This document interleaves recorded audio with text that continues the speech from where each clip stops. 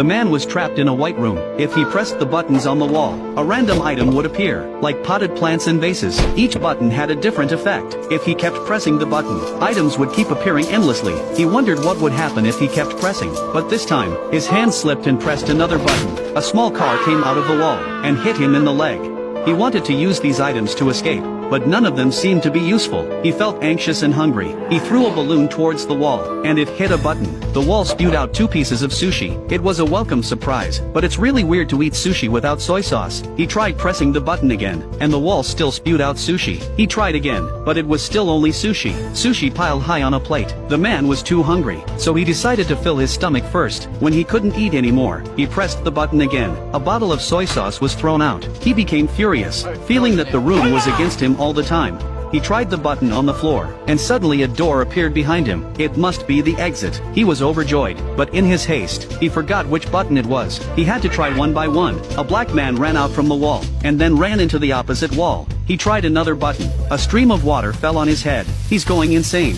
Finally, he pressed the right button. A door appeared on the wall. He turned around and ran towards the door, but when he was halfway there, the button recovered, and the exit disappeared. He caught his breath, pressed the button again, and ran backward at a faster pace, but it was still useless. He turned around and rushed with a squat start. However, the button recovered too fast. He's obviously not going to make it. He tried several methods, using a rope to shorten the distance, pushing a small car to carry himself, but nothing worked. Relying on speed was obviously ineffective.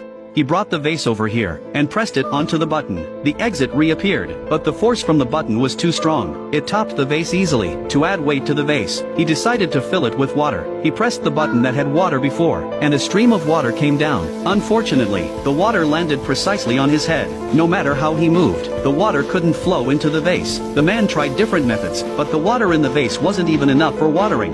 Now he wanted to use sushi instead of water. He kept pressing the button repeatedly, and the sushi kept falling into the vase. But when it was full, he couldn't move the vase because it was too heavy. He reached inside with his hand, but the opening was too small to fit his hand. Luckily, there were chopsticks in the room. He used the chopsticks to pick the sushi out. Until he couldn't reach any sushi with chopsticks, he used all his strength, and moved the vase back to the button. But he forgot which button was the exit again. He tried one by one, and when he pressed the wrong button, the black man appeared and kicked the vase. Then the man gave him a glance, and walked into the wall.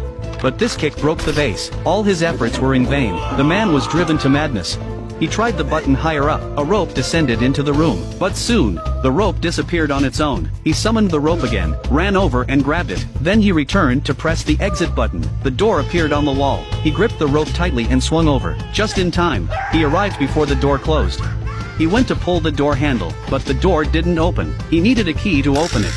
The door was about to close. He bent down to run out, but was harshly hit on his back. He was so angry and kicked the wall in frustration. Unexpectedly, he accidentally hit a button. A key appeared in midair. He walked over to grab it, but it turned out that the key only existed for a short time. He picked up a piece of fish from a sushi, and marked the key button. Then he summoned the rope, used inertia to swing over. Finally, he managed to get the key. Following the process before, he went to the door